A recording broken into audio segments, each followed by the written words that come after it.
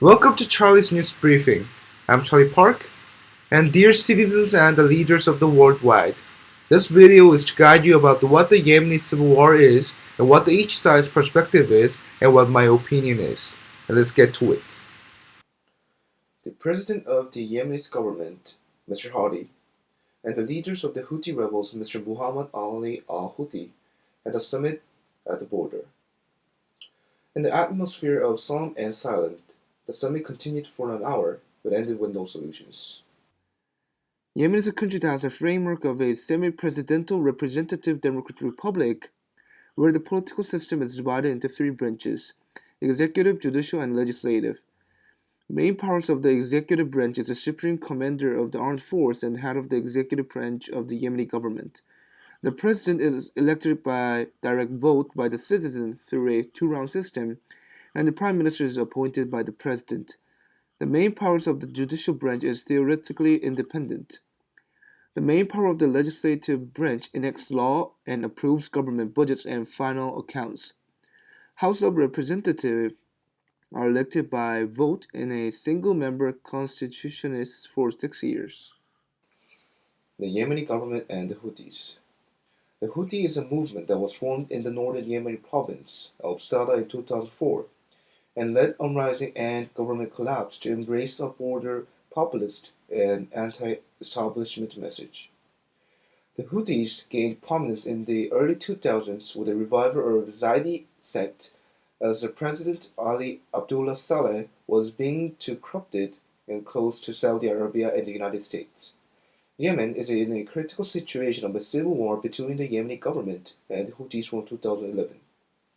The conflict started due to the failure of a political transition as the former president Mr. Saleh was forced to hand over power to his deputy Mr. Hadi in 2011. As Mr. Hadi became the president, the Yemeni government announced an increase with the fuel price, and as the Houthis slowly gained power from the 2000s, they allied with many tribes in Yemen and also the former President Saleh to gain the military support from his loyal. This map shows the current situation in Yemen. Let's watch the important highlights of the summit.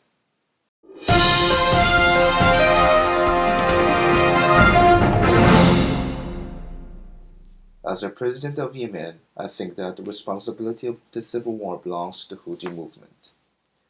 Yemen is under siege by radical Houthi militant forces whose campaign of horror and destruction is fueled by the support of Iran.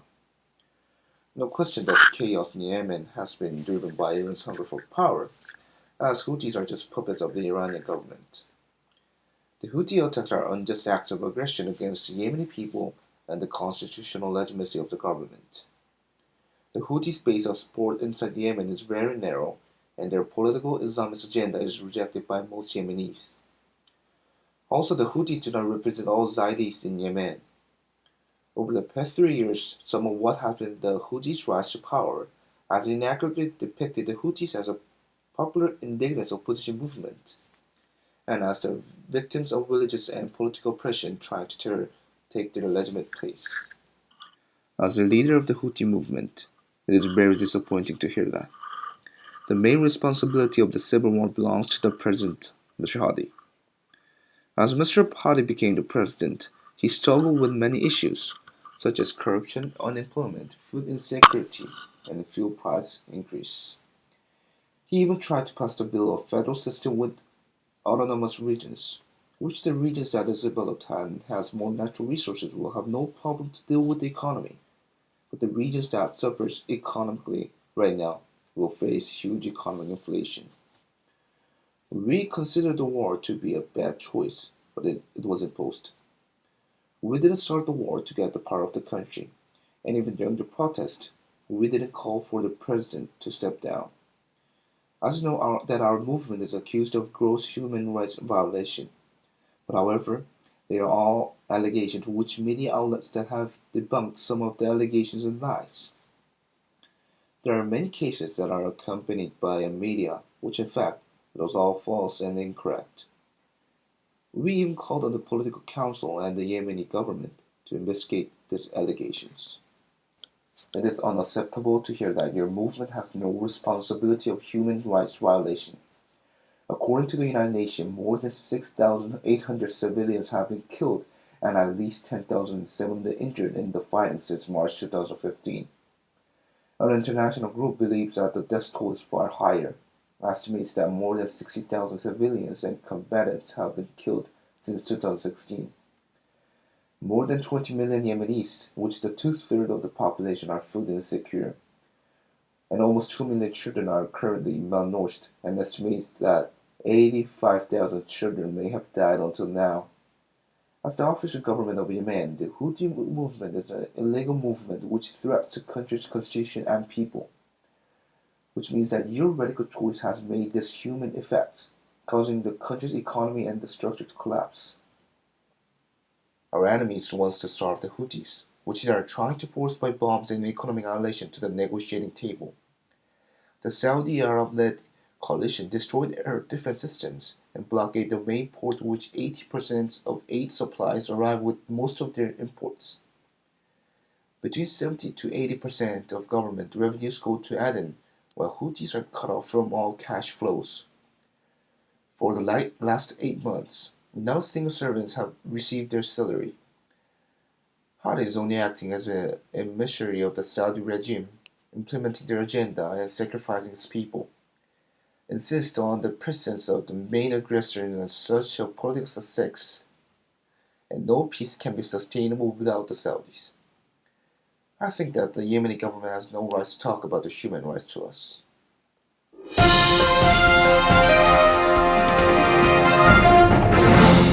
So that was the summit between the two leaders of Yemen.